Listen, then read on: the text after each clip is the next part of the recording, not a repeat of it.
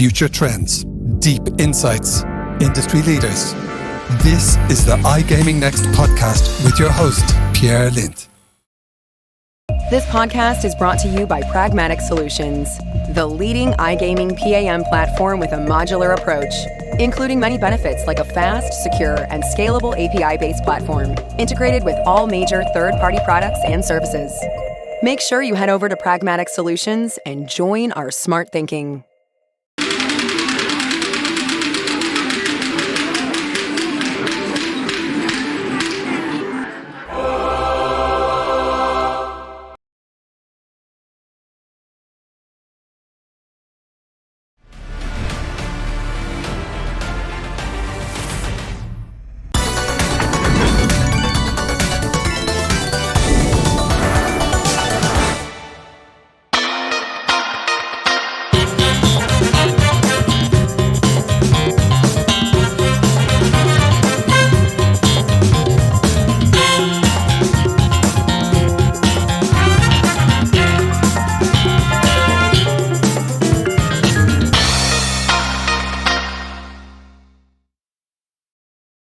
And Edo, it's so nice to have you here. We've been talking about this for, 5 or 6 months. We've been talking about doing this podcast, but finally, here we are together. How are you doing today, my friend?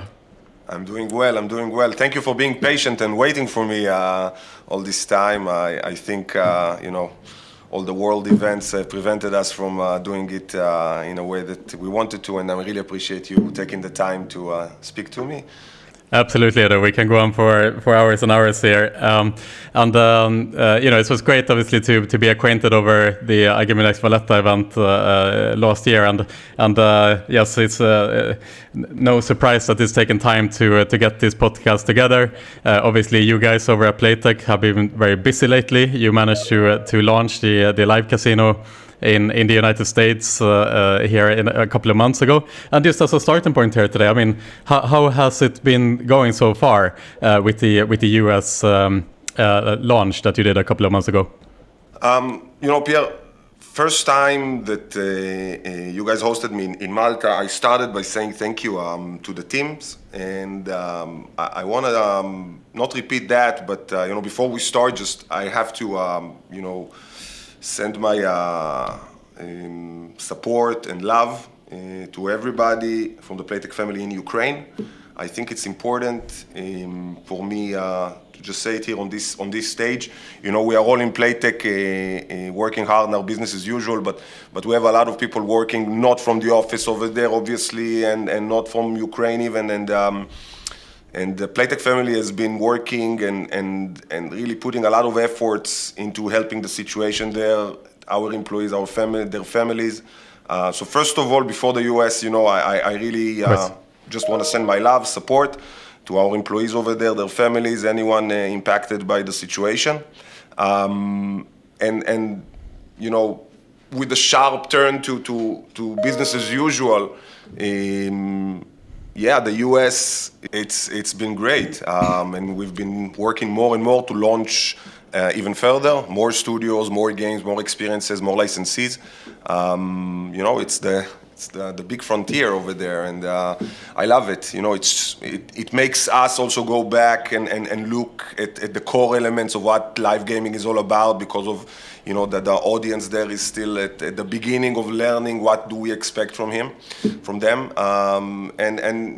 it makes us put on an effort and put on the right show for that audience, and I love it. And so far the responses from the players have been really good. We are very careful and really looking into what the players are telling us through the platform, and I love it. Michigan, New Jersey, Pennsylvania, watch us announce something very soon, and we're going to be all over the place, I believe, as the market progress and more states are added, and we're going to continue, I think, leading also what is being offered to the players over there. I have a lot of appetite to promote and to develop this gaming aspect over there in the market.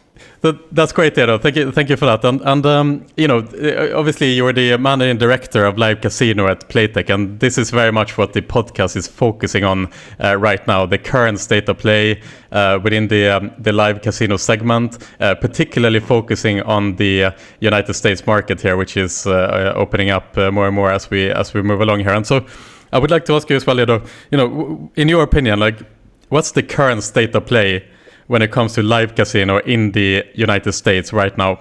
Yeah, the US is something that I think now a lot of companies discover, and a lot of companies go into and start looking into how to do it right. A lot of companies that were there now discover, you know, I think what's the next step, what should be done to cater that market correctly, also to operate yourself as a company, as a business within that market, as an employer in the correct way. What do employees expect over there? What is the audience expecting? I think from live gaming perspective, I'm not going to be attempting to be an expert from all other gaming aspects, but from live gaming, I think it's really the beginning. We haven't seen anything significant yet be delivered in that market. A lot of core games, offering basic stuff, things that have been around for several years, and that's the right move, actually, by us, by Evo. I think that's the way to enter that market now. The audience need to understand what to expect from us, what we expect from him, how to enjoy our services, how to look at live gaming offerings, because you can look at it from a gambling perspective is, hey, I have another gambling experience to put my money on and hopefully I will win. I think that the way that the market there consumes entertainment forces us to look into that activity a little bit differently, a little bit from value for money. What do we give back? How do we develop that vertical so we could also maintain our position as a leading supplier globally? And also when we come to the US and everyone has sort of the same starting point. Yeah, everybody are building their studios from scratch. We have studios, Evo studios, but I'm sure other companies will come and build. But it's sort of the same point for each business that is now starting to operate their live gaming. Core games are still very strong. That's what the audience is looking for. But you need to look how to do that correctly and to then start rebuilding your own strategy. And I think that the strategies that companies will take in the US need to be carefully thought of in advance and to understand what do they want to bring to the table there for the US audience, and then to deliver exactly that. If you try to deliver a little bit from everything, I think that there will be a big miss. So from live perspective, I think that core games at the moment are still the ones that are ruling what we see there on the floors. But game shows and specific also, localized game shows to the right audience over there is something that we're going to see very fast coming to the live casino floors. On top of that, we cannot ignore the whole US market is built on sports. And sports is the most popular thing there as an entertainment activity, going to sports, watching sports. We saw the Super Bowl now drawing, I think, record high wagering on sport bets. And I think tapping into sports also from a live perspective is going to be something that we definitely going to do ourselves, but a lot of other companies will either be forced to do that again or will do that right from the bat. Yeah, absolutely. I mean, that's a bit of the challenge in the United States at the moment, right? That only 5 or 6 states are regulated from online gambling perspective, but obviously 30 plus states allow for online sports betting type thing. Is that something you are considering when developing your products, in how to tap into products that can operate under the online sports betting license? Yeah, I mean, I'm not sure if in the US or maybe we are, a lot of things these days are, live gaming is being invented as we go. Yes. And things that we are seeing from our position in the market are quite unique. I think there is another company, obviously, Evo, that probably sees the same things as us or maybe other things, but I think that our unique position in those markets and generally in the product market of live makes us understand what's coming, what's possible, and what to dream about, basically. And I think that's something that we've done already in other places, where we look at what's allowed and then we play along. And I think that's a big advantage that we have in Playtech, or generally, for anyone who chooses that strategy, not to fight the regulation, not to go against it, actually to embrace it. I think the regulation helps us to operate and to serve the products that are suitable for the cultural, betting activity and or gaming activity or entertainment activity, and not to think that we know what that audience needs. I think that every time that we go and look at the regulation and develop products that, put the regulation at the center and I don't want to say uses it, but, understands it in a way that enables us to really develop products that are right for that market, that benefits us also as a business. Then obviously, we are looking into that. We've done it before. We have a live product under a sports license currently in Poland and in other places. So we know how to do those things. I'm not sure that this is yet what the audience there needs. Blackjack is still very big and people are still excited of playing live blackjack. And when the dealer is nice, for them it's something which is still unusual. If you will go to the UK and you will see players just playing blackjack and oh my God, the dealers are nice, the dealers are smiling, what an innovation. We would laugh, you're smiling, but for the American audience, that's still a thing. I think also some of the offerings that they had until today was not so friendly. And I think now the new live gaming products in the US will take the friendliness into the product, will take the hosting abilities more, the personalization, and really allow the player to feel respected and welcomed and to enjoy himself. Yeah, I mean, it's an interesting point as you're bringing up, Edo, that culturally Americans are different from Europeans, are different from Asians, are different from Latin Americans, for example. And how much thought goes into your live product development, just understanding the target group, so to say, and can you talk about just the importance of tailor-made live product for the United States specifically? Absolutely. It's I don't know when this podcast is going to be aired, but maybe it's the right time, for me also to speak about Playtech live strategy for 2022, and that goes hand in hand with what you just said, and we plan to do it through PRs, but Pierre, we've been hosted at your shows many times, so I don't mind to say a few things here also that are, first time to air. The tailor-made approach. I don't know. We just held off the PRs a bit recently, so in respect of the situation. So, I'm not gonna hold myself here. Good. It's important, to note this tailor-made approach.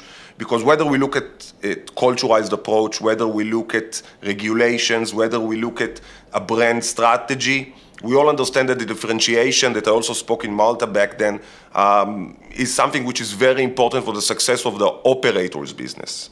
I think in live, as I said, and a lot of people have said along the years, that's the best situated product to take that strategy forward and to really bring it to the screen to the players. For us, we've been sitting last year already and looking what do we want to do next, especially when we know that a lot of companies are now coming into the live market, a lot of new money is being, sent into new studios, new companies are opening, and a lot of companies are trying their luck into that vertical. And what do we have to offer, in that new landscape of the vertical? And we definitely went into more of a B2B approach, not neglecting our, let's say, B2C approach of line of products, of game shows and headlines that we are developing for the markets, but we are in process of releasing a lot of bespoke games this year for major operators. So the first one was already launched with Bet365 a few months ago. That was our POC, Super Spin Roulette, and this week hopefully we are launching a very innovative game with 888, and later on with Entain, and a few more are coming. And those ones, I think, takes the strategy that we want to put into play here. So once an operator wants to really put and approach a certain audience, he needs to develop content that would be suitable for that audience, that would attract them to play, and that would differentiate themselves from the other operators in the market. If we have Adventures Beyond Wonderland in every website, so you can enter every website and just play that game. Yes. But if a certain website has a fancy new game show that is full-blown, not a skin of a game, but actually a full-blown experience which is timeless and classic and developed to be one, then they have a real differentiation element in their website to draw the audience. Now, if they like the game, they will come back.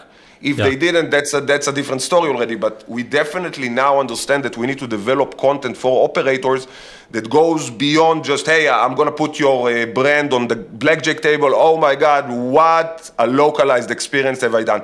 That's the dress that we all wore 2-3 years ago, 4 years ago. And I see a lot of new companies also coming into the live market now, bringing that same dress. And I'm not sure if that's the right or wrong approach. We would need to see. But I definitely think that the vertical is ready to be treated differently.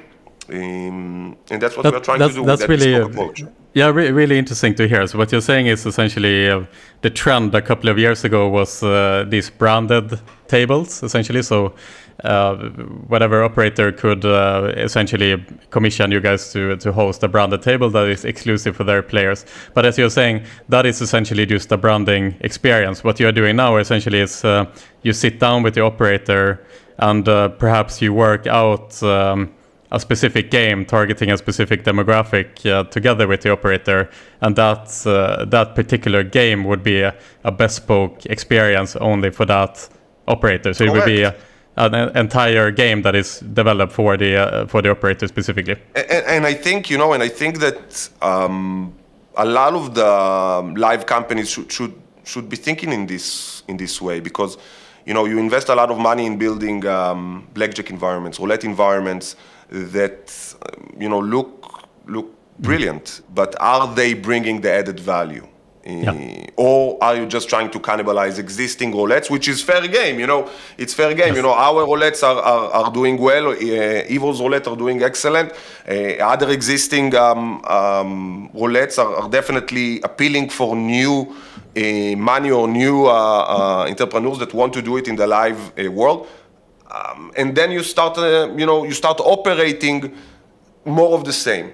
I think that new operators and new providers must go and see what they have to offer, and some of them really do that. What do they have to offer that will cement their position in the market? So I looked at that trend. When we started looking at a lot of new money coming in last year. So we sat down and thought.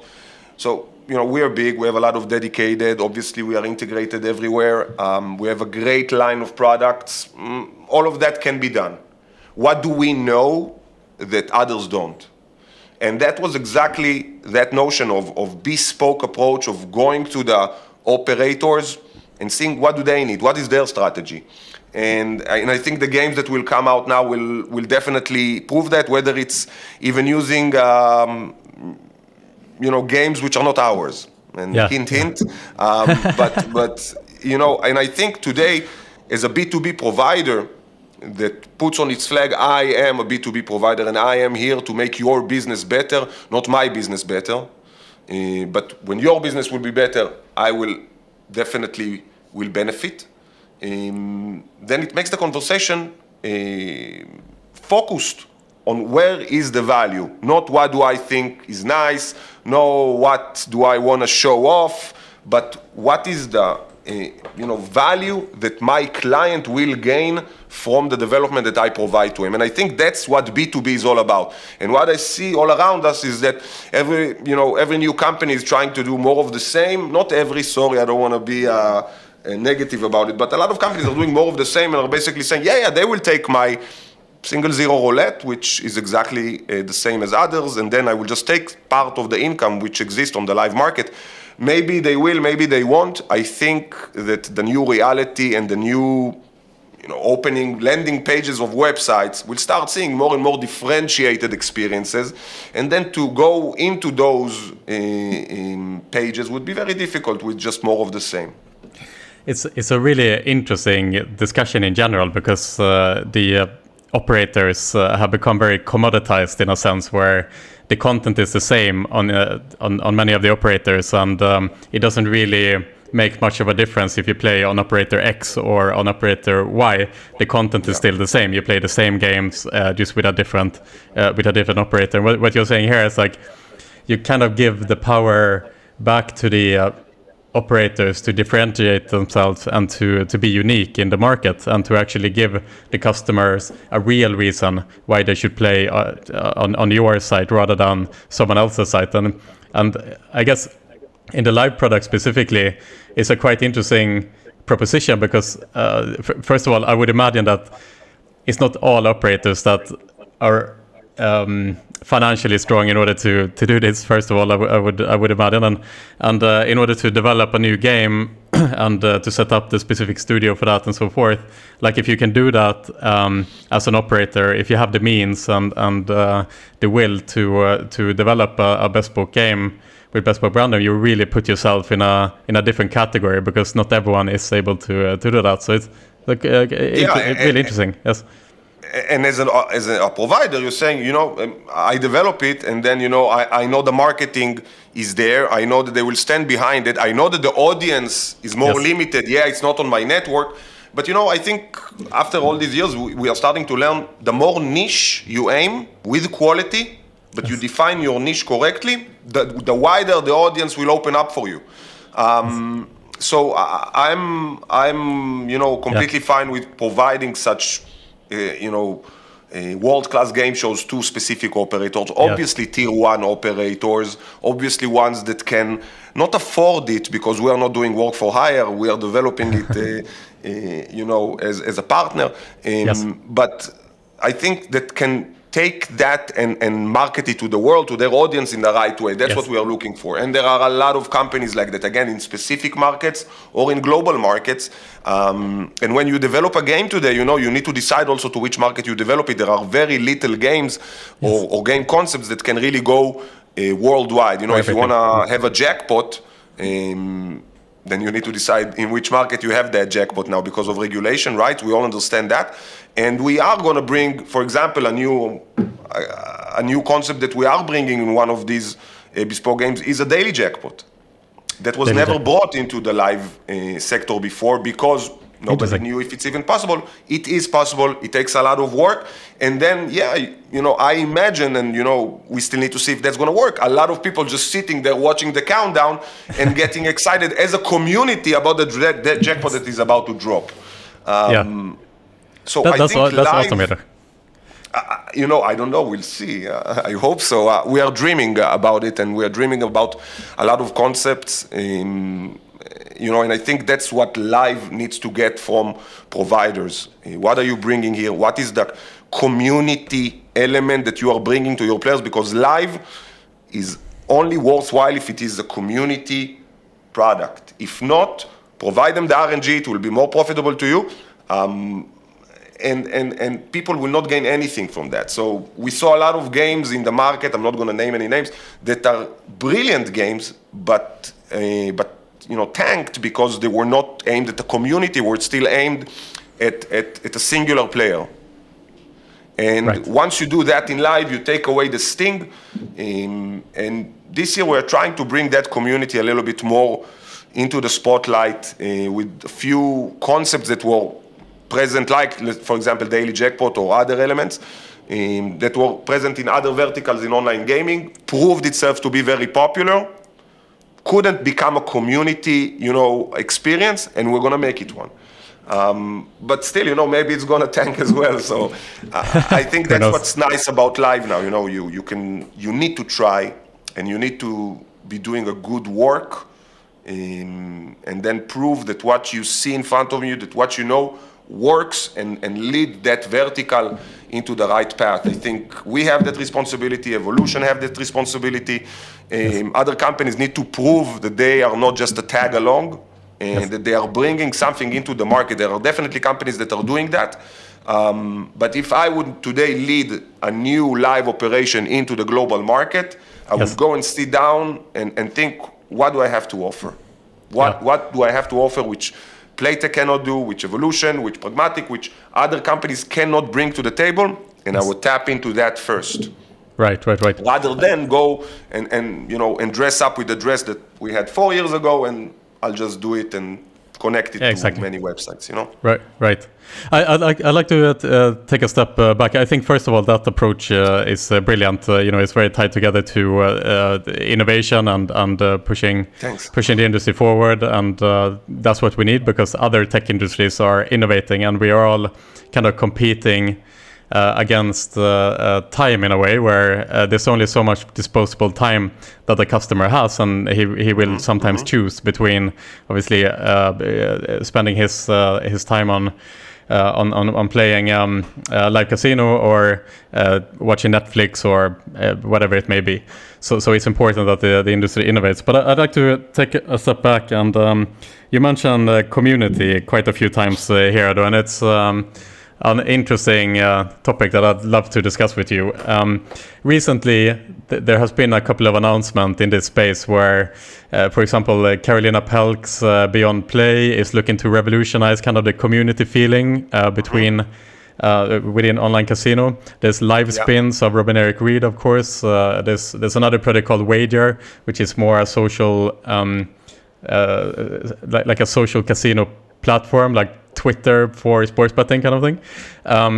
And we've been in the online gambling industry for a long time here, and this notion that there can be a community amongst players have been non-existent.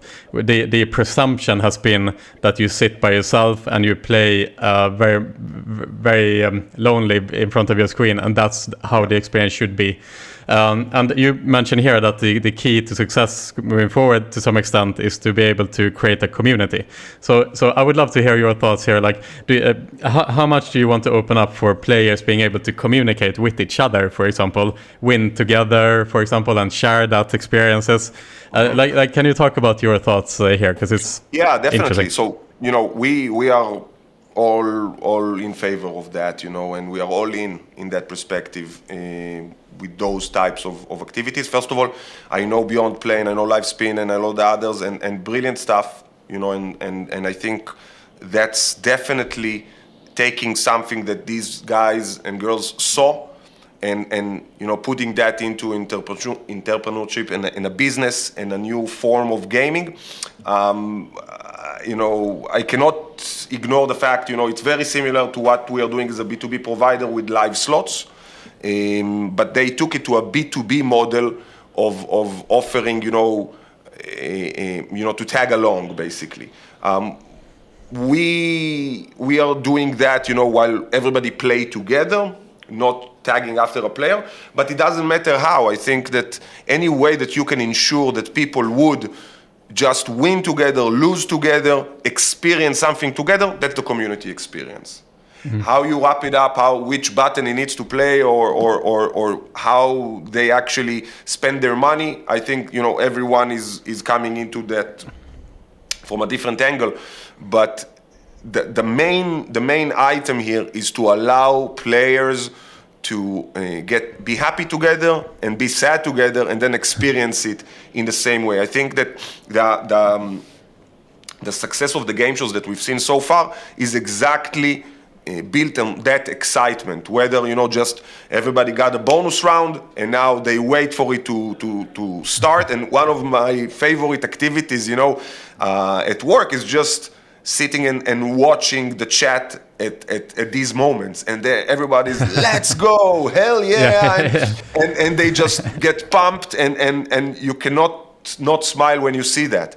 And that's the best part of what we do, that we create those moments within players of they sit at home, and I can always imagine them, yeah, let's go, and I wanna develop games, and we all want to develop games that people sit at home and smile and really be happy about it. Now, if we are ready to go to the next step and also see them at their home and they will see the other players, not sure. I'm not sure. I'm not an expert if we are ready on that or not. I think that what we know for sure is that players do not need to, get pushed into the future so fast. So I think we all know that virtual reality is amazing, but no one has done a virtual reality game that works. No. No one. No, it's early days. Is it early days? Or is it just the technology or that is is it already not... a few years? I don't know. Do we insist on doing that just because we think it's early days and that's technology? Or are we doing that because players are saying, listen, I'm here with my Oculus or my VR set of any type and I want to play a game? I don't know. At the moment, it seems that they are still not very much eager to do that. So I think that in terms of the community, they are eager to communicate and to be inside of an experience which goes on from just being a personal experience. I don't think they want to show themselves yet. I don't think they want to see the others yet. And yeah, it might come very fast. But I think what we need to do in our businesses, and again, now I'm not talking about just philosophy of live gaming, because we should be doing things for the philosophy side of things as well. But for the business side of things, we need to see what's the here and now, what people want to play, because that would be here for the time being. And trends in gambling, and we are eventually doing gambling, the bigger part of what we do, are not changing that fast. And then all the new companies will tell me, then Edo, I want to open a roulette. And then they are right, they should open a roulette because roulette is here, was here, and will be here for sure. But that's, you need to balance between those things. And I think we also need to remember all the privacy rules that are present in Europe, GDPR, things like that. There are a lot of limitations, a lot of risks.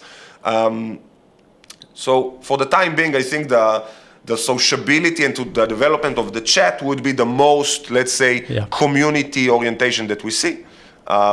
But I think it's very good for now. Yeah, it's a good point you mentioned to not force innovation just for the sake of doing it, really. And I'm sitting here with my Oculus Quest 2 next to me, and it's it literally sorry, Mark, has dust. Sorry. No, it literally has dust that's collected on it, because the Oculus is one of those products that is the coolest product that I never use. It's a strange thing with Oculus and VR, because anyone who tries it for the first time is like, oh my god, this is the future. And then you buy one and you never use it. It's across the board. It's not that many people who actually use a VR headset for anything meaningful other than playing around with it for a little bit, and then they put it aside and they kind of never use it. And the question is, like, is that because, again, we are early days, or is it because the experience is not just immersive enough? And you kind of, I guess, when you sit in front of a computer and you work, for example, you very much forget that you are working, or you forget what you're doing. You're very relaxed. You're sitting down. You're relaxing your muscles, and you're just focused, like kind of like in a trance. Whereas in the VR world, it's like you're very tense for some reason. I don't think people think about it, but you're a little bit tense. So it's not this relaxing environment that you can stay in for 10 hours like you can just sitting in front of a computer. And I suppose that is what is holding the technology back, in a sense, now, that it's that little stressful environment. So I agree with you. So like developing games or for a new technology just because of doing it is just not the way to do it at the moment. Like eventually somebody would need to develop the concept that would work. And I also have a VR set. I played it a few times, and as you say, it has dust on it at the moment. I think that some technologies just eventually get skipped off. We will see. Maybe it will suddenly emerge as a very common thing to use at your free time, and people would come home and be putting their VR set on their heads as the first thing they do when they sit on the couch. Maybe then we could come and offer our services on top of that. But to ask someone and to think that somebody would put the headset just because there is a gaming offering, I think that's still early days. And again, I think we should and must be there when it will be approaching that era, and then we will. At the moment, exactly as we saw now from the whole Facebook, TikTok war. So Facebook lost at video, not at VR, right? And people still want just plain old good old video. There is still a lot to do with video, and there is still a lot of innovation to develop and to deliver with video, and the experience is great. People want to have the experience not taking over them. They want to control the experience still. And again, I might be completely wrong as well, and there are a lot of people who would wish that I would develop a game in VR, and then we will. At the moment, we definitely see that there is still a lot to develop and a lot of excitement to get from low-tech. I always go back to the spinning stage that we have in our game that is built from an engine below the floor that it spins the whole studio. And everybody are just, then you need to see the chat. Let's go, and I'm so happy. And it's great, and we are there to provide a time off from your day-to-day. Not to really overtake them. So at the moment, I'm very, very happy with two-dimensional things. Yeah, for sure. I mean, you mentioned Facebook versus TikTok here, Edo, and I suppose the reason why TikTok, in a sense, have become as big as they are is they have adjusted their product based on the attention span of teenagers, let's say. And the attention span 10 years ago versus now in your digital behavior is different. You're bombarded with so much more content, and attention spans are shorter. When you develop games, is that something you think about as well? The kind of attention span, the spins, like how long the games take and stuff like that? Absolutely. And again, those are things that only after you develop a few things. And, we have games from... we have the shortest round in live industry. So our live slots spin every 10 seconds, automatically 24/7. It's the only slot in the world, only live game in the world that has betting time every 10 seconds. And we have also games, let's say our Deal or No Deal live bingo game is like almost 3.5 minutes round, could go. So we have everything from 10 seconds to 3.5 minutes.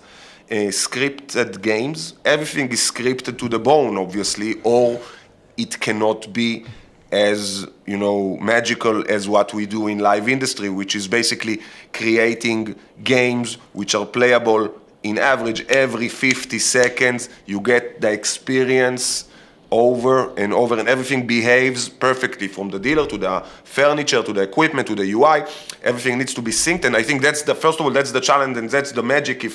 If people, not from the industry are just thinking why is it so difficult to just put a camera and some people in front of it, that 24/7 application of the games to be run and actually operated and being offered every 50 seconds exactly the same, that's the challenge.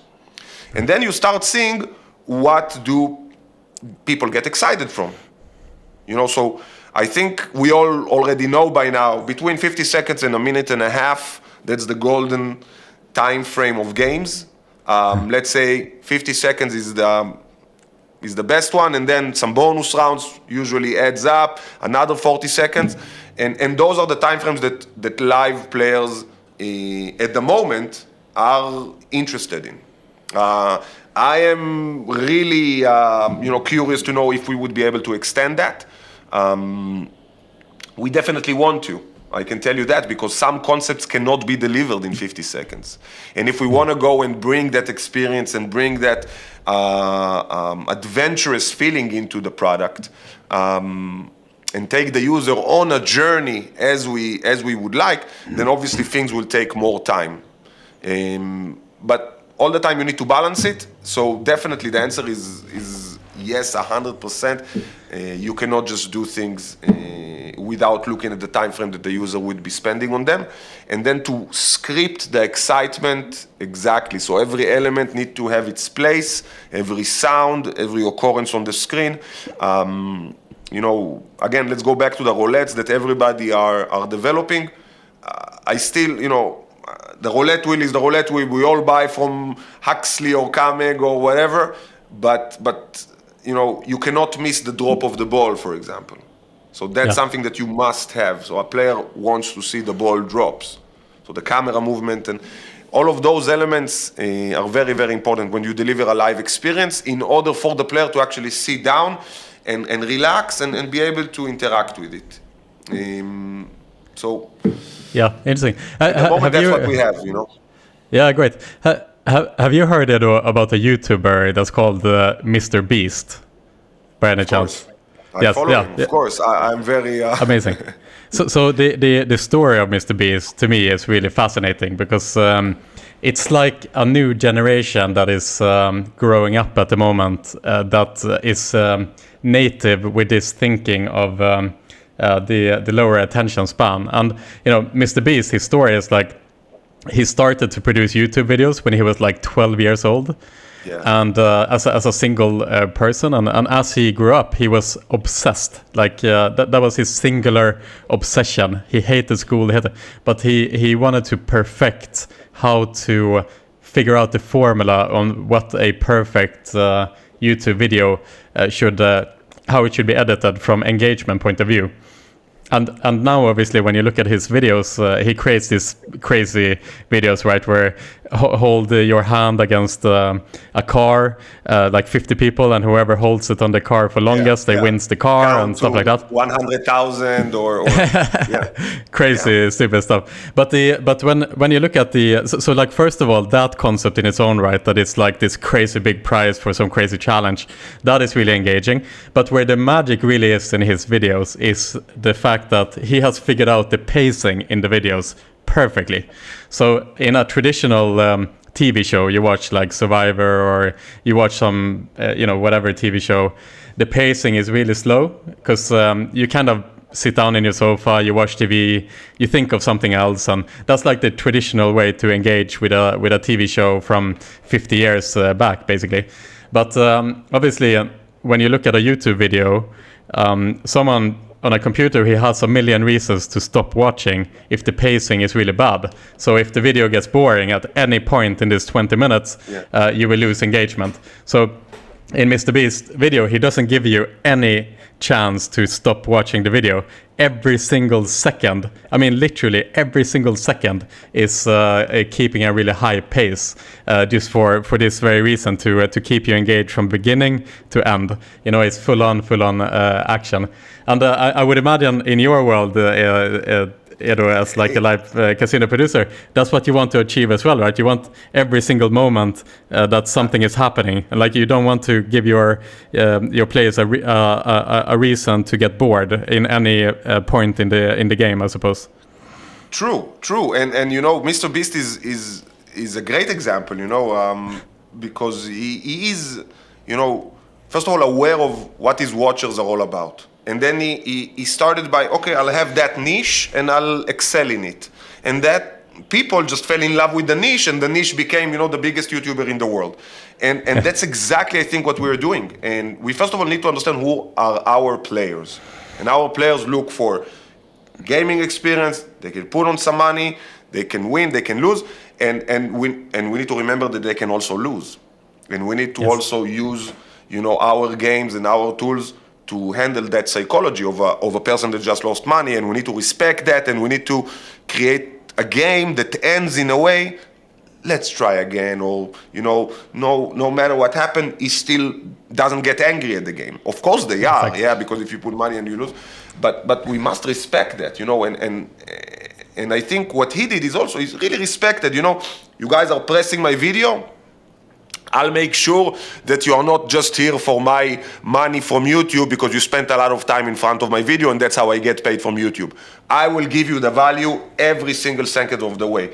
And that's what we and every provider of video products, not only gaming videos, need to provide its players and its users. That's the value. And definitely we plan our games accordingly, to make sure that they have excitement, that every element of when the camera is moving, what's synced with what, and how to create this wow effect. It's really embedded in our product development, and the way that the software also interacts with the studio, really creates that thing. So if something happens in the software and then you see an element in the studio, very, very, important, I think, for a delivery of a great live game.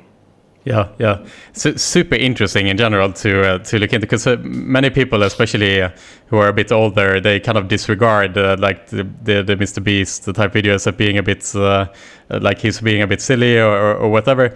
But the guy is an absolute master at what he does. Like honestly, they have perfected it through the last 10 years, just figuring out exactly how to produce the perfect YouTube video. And I think if you think about it from that perspective, like think about it from the engagement perspective when you watch a Mr. Beast video, there's a lot to learn from that, I think, as well. And I think as an industry, we want to keep our players engaged. So it's definitely a great case study.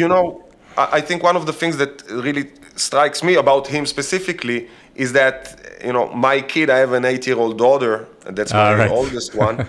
She knows Mr. Beast. She watches his videos. I watch the same videos. We both enjoy them. Now, obviously, I don't want my kids to play the games that I produce, but I want everyone from 21 to 99 to play my games. And how do I make the games applicable to all the age groups, or create games for specific age groups? And how do we make an experience that is not intimidating, that is not too sophisticated, that is not just making us happy, but making the players and really inviting as many as we can? If we go back to the US, I think that's the opportunity there. Because over there, you have the daytime game shows that millions of people are watching every day. And that's and everybody got tired already of watching the game shows. We want to offer them an opportunity to participate every minute in a new game show. And that's what live gaming, I think, not only live casino, will offer in the US and will offer in Western countries and markets that we are entering. Yeah, and it's a question that I'm really curious about as well, because I've been thinking about the player demographics from the US, and obviously, especially in the US, such a capitalistic country, and they are grown up with watching Wheel of Fortune every second day for much of their lives, so to say. It's been very prevalent in the American culture, these game shows as we grow up.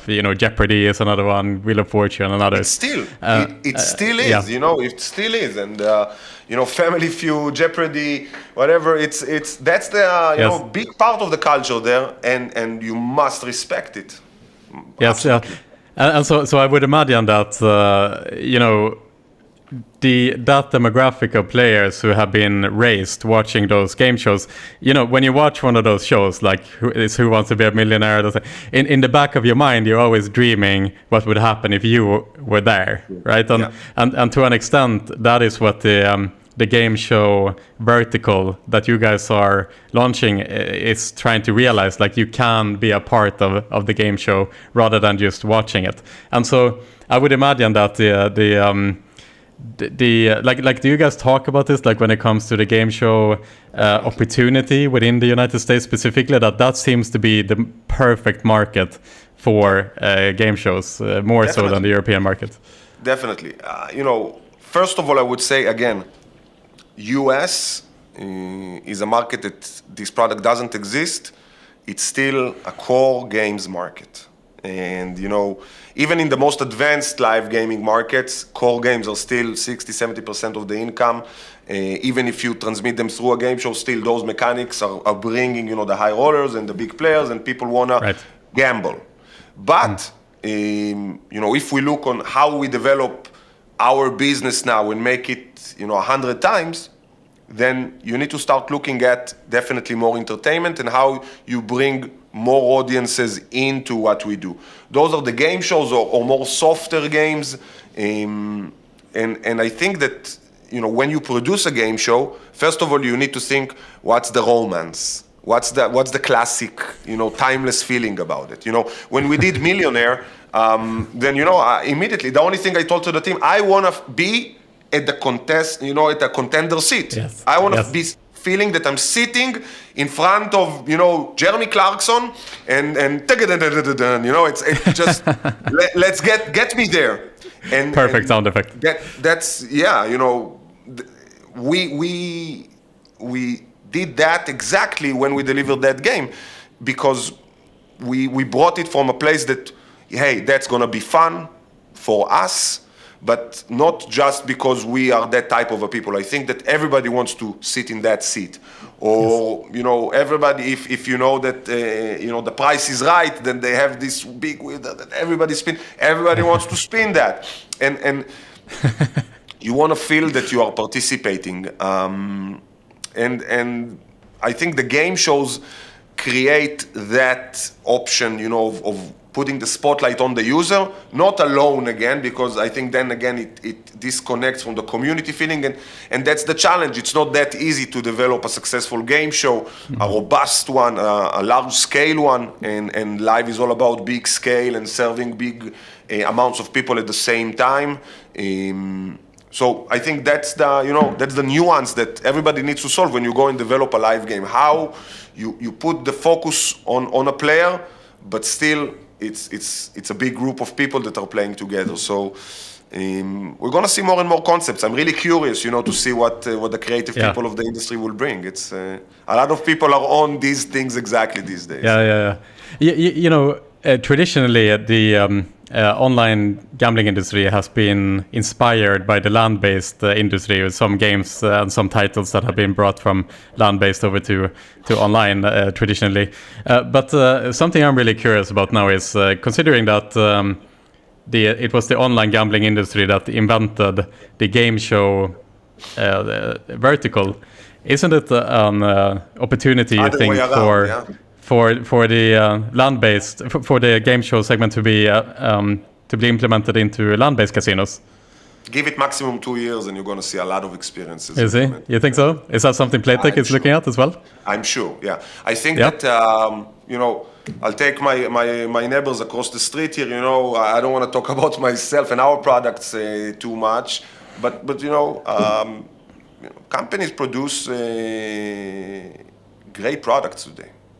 And the fact that we are on camera makes them also very aesthetic and makes them, really unique in the level of delivery. Replicating these and installing them into various places is definitely possible, and it's definitely, I think, already in action in some places.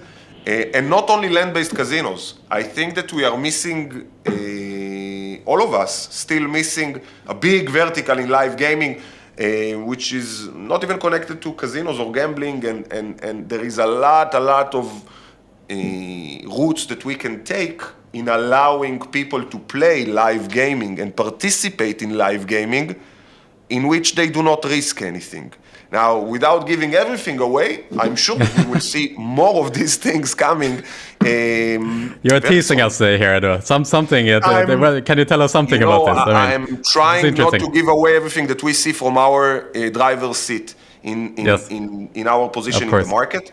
But I think those things are pretty obvious, and I see some new companies still developing things for, we spoke about VR. That's not the right way. There are huge audience that are available at a finger press, and you need to tap into these first. And like TV shows and stuff like that? Big audiences. Sorry? Like TV shows, for example, stuff like that one, or? Maybe. TV is a very old-fashioned format. Okay. TV is a very old-fashioned format. So We would need to see where TV itself is going. We just saw CNN moving from a regular channel to be on demand. They just launched CNN Plus. So I'm a big fan of news channels, and I love to see them all the time. So, but that's a great example. So they say, hey, I know that you don't have my service everywhere. I have an on-demand service, which is exactly like Netflix, and you can always see 10 minutes of live news when you press the button. So I don't know how much TV is still going to be there in its, classical format that you open and you wait for the commercials to be ending. Maybe the subscriptions are going to come into more verticals than just video on demand. Very interesting to hear. That's an interesting new concept. I mean, one of our shareholders in iGaming Next, and our co-founder Michael Pedersen, a couple of years ago, he tried to do a concept under a company called Let's Bet. They were an operator, and the concept was that he wanted to host a 24/7 live stream on the website, essentially, that would kind of entertain the players in between they are playing some games and so on and so forth, to make the site feel more alive, more personal. They would do some. They would do a little bit competitions or quizzes and so on and so forth.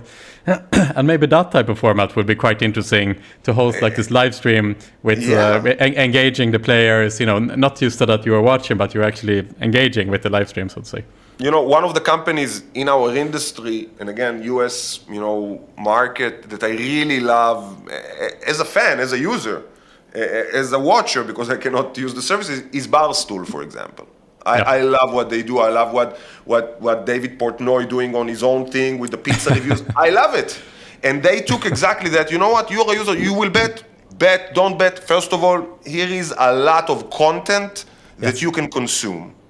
And live content and tailored content and sports. And if you love what we do, here is a lot of it. Then, if you want, also use my services. But first of all, create some kind of a sympathy between the player and yourself, and create that audience, create your website to be a hub that people are looking to get content from, and then, sell them the service. So I don't know if now we should be seeing a lot of websites, new websites that offer live streams or such, because the hubs exist. But definitely, I think that the content creation and content consuming by the players is something which is very important to ensure that then your business activity is also being trusted by the users. Exactly. So it's kind of like, if you were seen as a great content creator first and a gambling operator second, you'll have a completely different prospect for acquiring players, because they will come for the content, but then they will stay for the betting, let's say.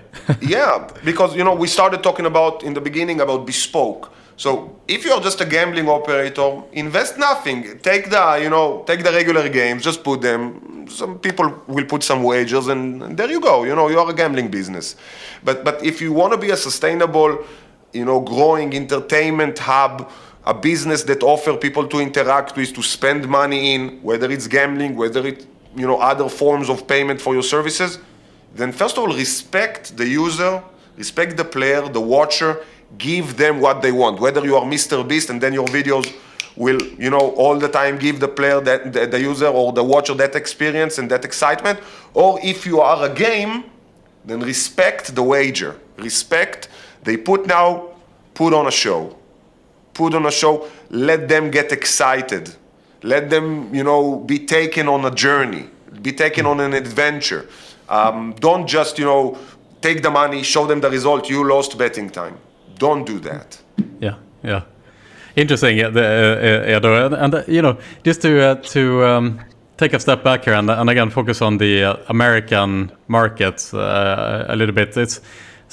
I'm curious to know as well. I mean, from a live casino perspective, it must be very difficult to establish foothold in the US market. There's only a couple of states that are live at the moment, but they also ring fence, right? So you need to build the infrastructure in each individual state. Like, can you talk about And obviously, you went live now, and I think that attests to the difficulty into bringing the product live in the first place. Like, what's the main challenges for you now to achieve scale in the United States? And I mean, cost-wise as well, it must be super expensive to build all these studios. And yeah, first of all, nerves of steel, but obviously it's a big investment. Obviously, when any company, not only live gaming company, whether you are a shoe manufacturer or a live gaming company, you need to prepare a big budget to be spent and to plan it very, very, very detailed. The spend is big, the investment is big, the time frames are big, and I think for me, the time frames that things take in the US, I knew that in advance, but definitely that's something that we now know much more of. When you do live gaming, then you have a lot of aspects that people don't necessarily think of. So we have planning departments to interact with, not even a gaming regulator or anything like that, just construction, electricity, which is very surprisingly not, let's say, not super developed in the US. And you are getting, different surprises on really taking what we know from Europe and putting into action in the US. Really, electricity is a big surprise when you go to the US. Really? Yeah, how so? Yeah. I'm saying it with all love. Yeah, I hope no electricity company will now shut me down, but it's not as available as you think. Okay. And there are issues that are occurring there that, we are now in Riga. You can see beautiful Riga behind me. We don't have electricity issues here.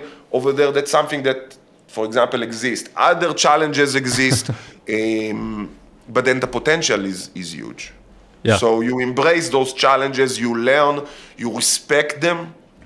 I think that the main advice that I can give to anyone that is now starting his US journey, respect the process, respect where you are, and respect everything around you, and then you might be able to survive. If you disrespect, if you think that you are coming there to teach the market anything, that you are coming there to change the world, they're gonna chew you up and spit you out. It's something that you need to come very humble to, in my opinion. Respect where you are, respect the people, respect the communities, and then build on top of that. Not to come and just, be doing your thing without understanding where you are and what's happening around you. And it's a different experience for us also in terms of the type of operation. Here we are in Riga, we have a huge studio here, but from here we don't stream to Riga. We don't do that. Usually when we have a studio, we don't like to stream to the community that is operating the studio. In the US, it's exactly the opposite. We are streaming from the community to the community, which requires us as a provider, as an operator of a studio, to be even more respectful to where we are and to who we are and to how we treat our people, because eventually it's their friends and family that are actually also using the services. And it requires us to be in a different place. And I love that personally, everything that forces us to up our game and to make sure that we do the right thing as a business is something that I really appreciate, being involved with. Yeah, and a lot of investors are hoping that the US opportunity will be something that tip the scale and accelerate growth and EBITDA results for some of the game developer. But the issue so far is that only 5 or 6 states are live, of course, for online gambling, including live casino, then of course. First of all, are you disappointed so far in the process that the states are going through in regulating? And secondly, what's your expectations going forward when it comes to upcoming regulated states? So, absolutely not disappointed by any means, by anything that goes on over there. I think that it's a very responsible approach, actually. Don't just run, see that you are doing the right thing per the community. The states in the US are culturally, to some extent different.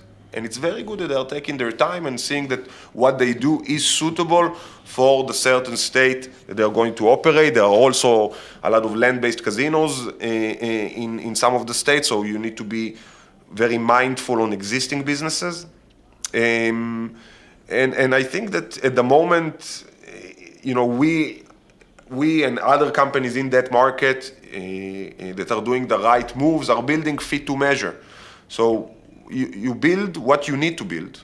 You do not overspend. You create, the base for expansions. You create the base for scaling up, but you make sure to control your expenses, not the initial investment. The initial investment needs to be top-notch in order for you to create a product that the American people would get along with. Whatever is offered there on the market is very, very high level. From, food order apps to media content and anything. So you need, first of all, to make sure that you have the right service in place. This is a very service-oriented nation. And, the right technological solutions in place, reliable solutions. So that type of investment is big. And that's out of the question even. You must do that. Later on, you need to control and see that you don't overspend, because just to do a business in the US and then to lose on it every month, you don't need to be super talented to do that. But I think that still the market will develop there. And I think that eventually, even in our vertical, streaming would be allowed from state to state.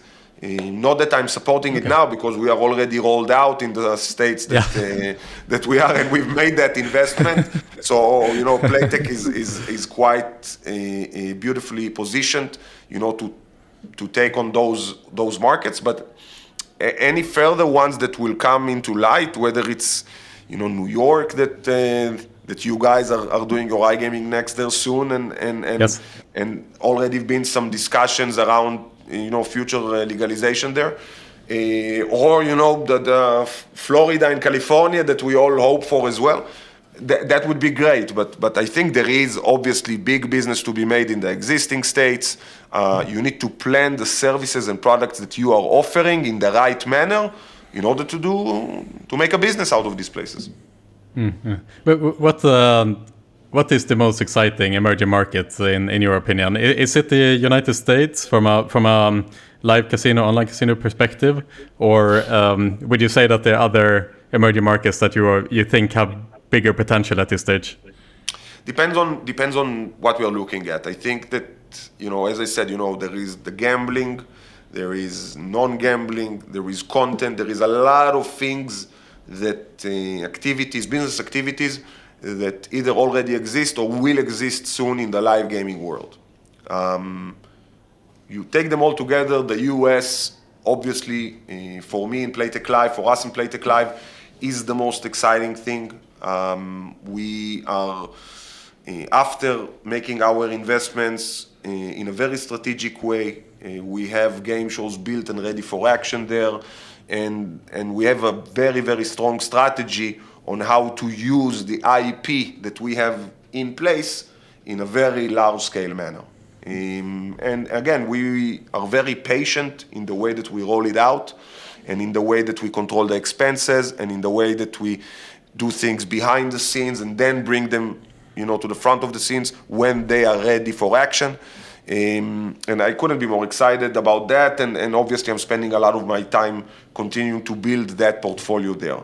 Having said all of that, there are a lot of emerging markets in the gambling aspect of what we do around the world, which are our bread and butter. And definitely Latin America, is something that I love seeing how it develops itself, how it gets bigger and bigger, how we are able to provide products that are exactly what the people there are looking for finally, after trying various things and seeing the growth there is unbelievable. It's definitely something that I didn't expect to happen that fast, but we are thankful, and again, not being disrespectful to it, and making sure that we are treating the market there in the way that they want to be treated. You know, we are now building a studio in Peru, almost finished, that's supposed to give a lot of services that are, again, tailored for those markets there in the way that they are interested in getting. So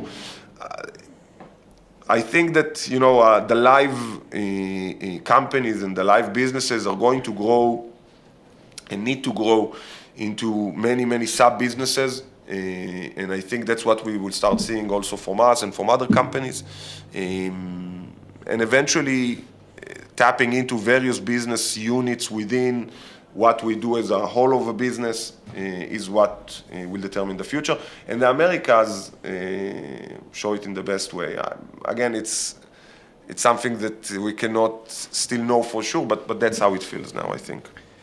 Interesting, Edo. And I mean, it seems like the reoccurring theme here as we look forward today is the tailor-made live product, which seems to be a good and a big focus of you guys. So we're going to start rounding off here a little bit today. But I'm curious to know as well. I mean, the tailor-made push that you guys are doing now is interesting.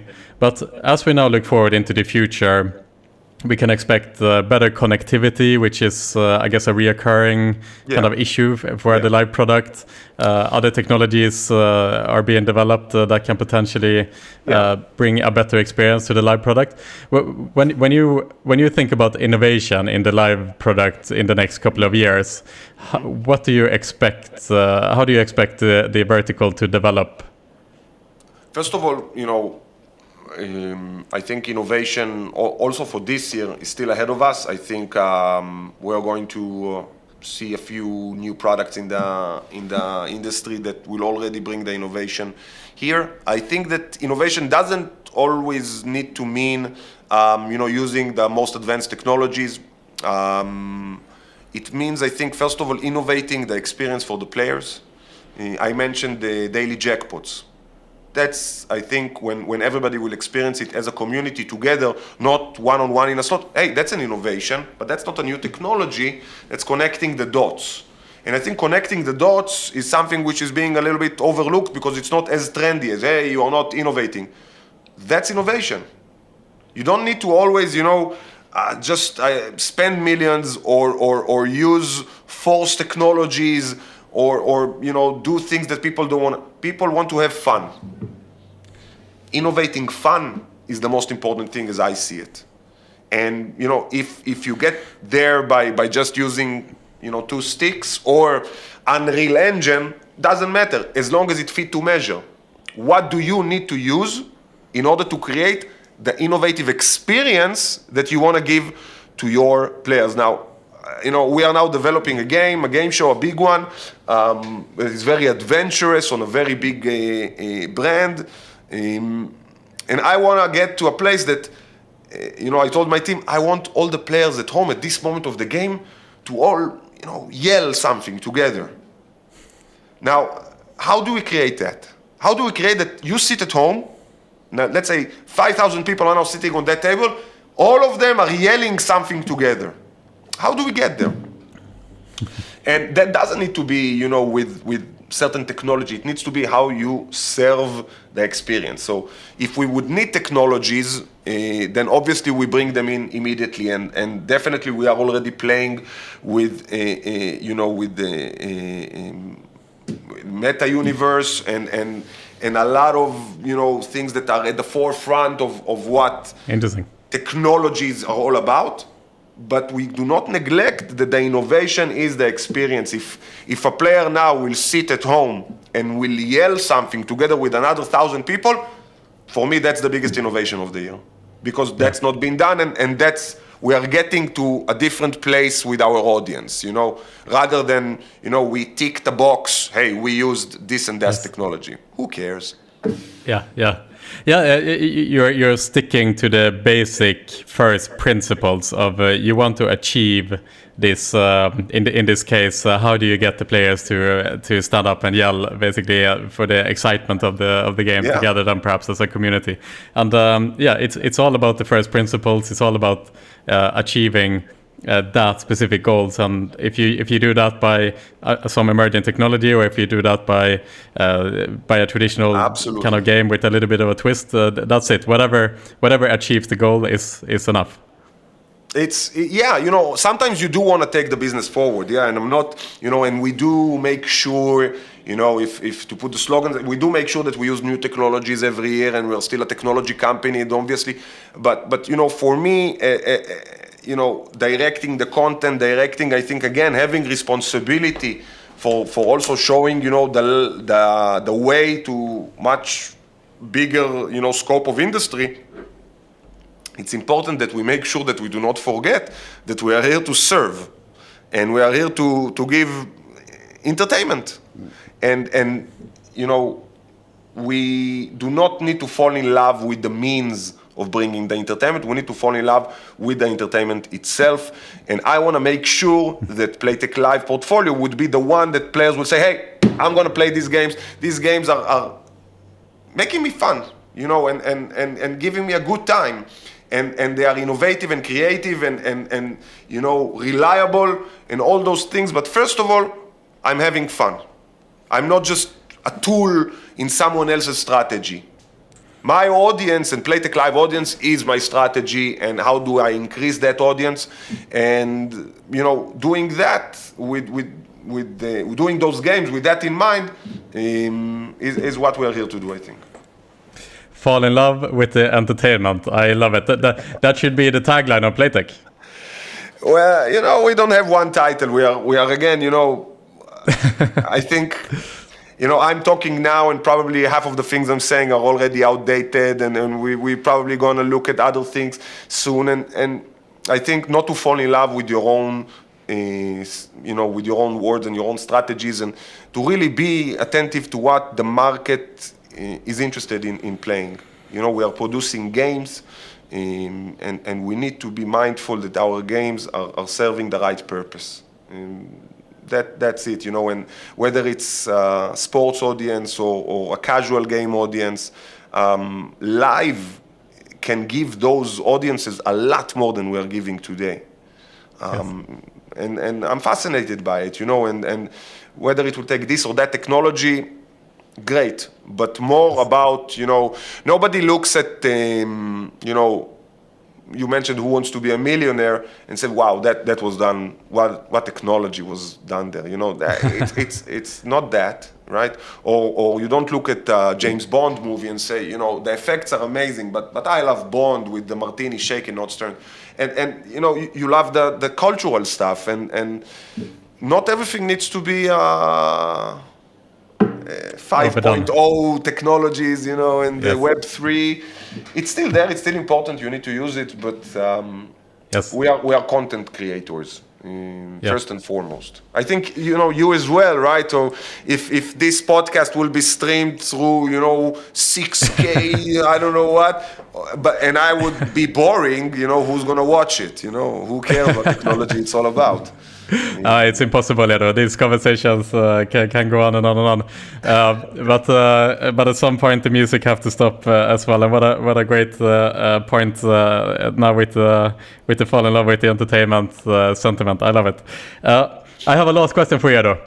Sure. What's your favorite game that is not Playtech? Live game. Ooh. Any game. Any online casino game, yes. That is not Playtech. Ooh, I know it's very difficult. The competition is not so. I'll answer. Let's choose Safari Reaches Slot by 888. All right. Brilliant. Safari. And whoever understands, and if not, you'll understand soon. And there are a lot of amazing games. My competitors are doing great games, and other companies are doing great games. Really, I don't want to say any game that will insult the others, but really there are a lot of good stuff. And I enjoy playing. I enjoy discovering new things. And there are a lot of good stuff being done there, and people mean, I think, and aim to the right place in online gaming today. So it's a pleasure to be part of this industry and to compete. I appreciate, everyone that's doing online gaming and develop games in this time of the now. Absolutely, Edo. And for anyone who wants to check out more, Edo, obviously you held a brilliant presentation at Accustoming Next Valletta last October, which is available on YouTube as well. Like for anyone who wants to kind of hear more of your plans and thoughts on the segment, should definitely check it out. It's on YouTube if you just Google that's from last year. The name. That's from last year. So you can see now why we are doing now what we are doing. Nobody can say we didn't say so, Exactly. And brilliant like always, Edo. I love these chats with you, and it was just about time that we could finally do this in a bit more official forum. But I'm really excited to see you very soon again, and hopefully we can redo this. Yes, absolutely. And so it's just a month away until Accustoming Next New York. I'm looking forward to sit down and continue the discussions over there. And then, of course, we'll have to follow up on this discussion in a couple of months again to see where you're at then as well, I think. Sure thing. Again, it's a pleasure always to talk to you and to be hosted on any of your shows and platforms, and I appreciate the interest in us and in what we do, and giving us the ability to explain a bit of this exciting vertical that we are all involved with. And again, I wish just really everyone in the industry to have a great year and an easy one, without pandemics and without anything that will impede us from doing what we are doing, and just have some fun time without stress. I really wish everyone. Absolutely. Edo Haitin, fall in love with entertainment, and take care of yourself, and I'll see you next month, Edo. Thank you so much for today. Thanks a lot, Pierre. Thanks. See you soon. Thanks a lot. Ciao.